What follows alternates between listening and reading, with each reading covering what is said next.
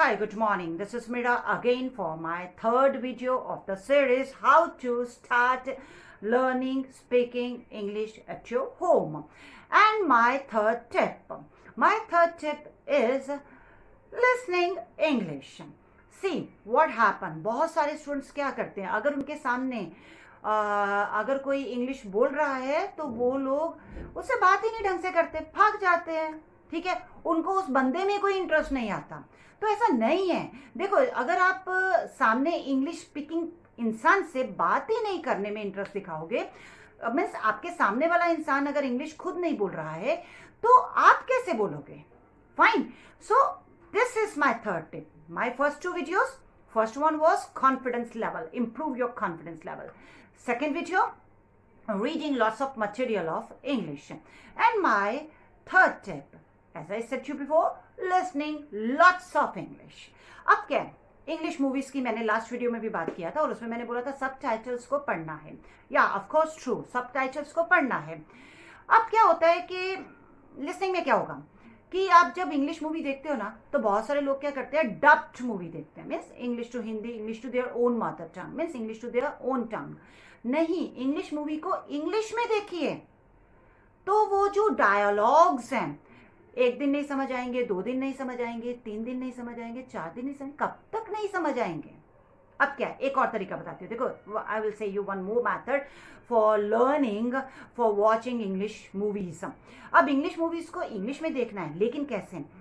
एक तो मैथड है सबटाइटल्स को पढ़ना. एक मैथड क्या है, सेम इंग्लिश मूवी आप पहले उसको या तो हिंदी में देख लीजिए, अपनी लैंग्वेज में देख लीजिए.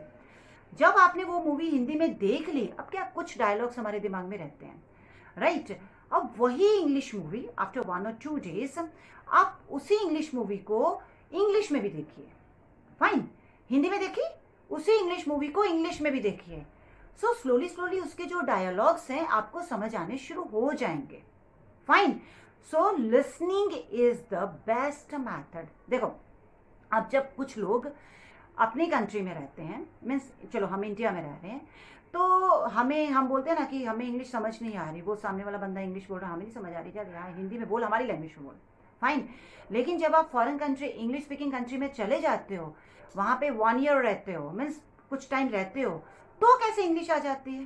Because you are helpless. वहाँ पे this is the English atmosphere, English environment होता है, राइट? वहाँ पे सब लोग आपके साथ इंग्लिश में बात करते हैं और आप मजबूर होते हो इंग्लिश सुनने के लिए. इंग्लिश सुनते हो, उसको समझने की कोशिश करते हो, भाग नहीं सकते हो वहाँ से. Shopkeeper, house hold, your neighbour, सब लोग इंग्लिश में बात करते हैं. आप वहाँ से भाग नहीं सकते हो, आपको उनकी बात को समझना ही पड़ता है और उसको जवाब देने के लिए आप सोचते हो कि कैसे आंसर दे. टूटी फूटी इंग्लिश में आप आंसर तो देते हो ना, इंग्लिश सुननी पड़ती है ना. तो बस get the habit of listening English. Fine. तो आज से ही इंग्लिश सुनना शुरू कीजिए. कहाँ से?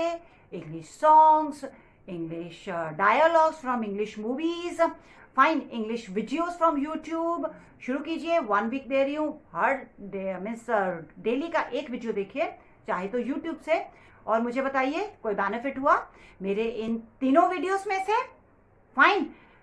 सो आई एश्योर यू 100% बेनिफिट हुआ ही होगा जिन्होंने ईमानदारी से कोशिश की है. फाइन.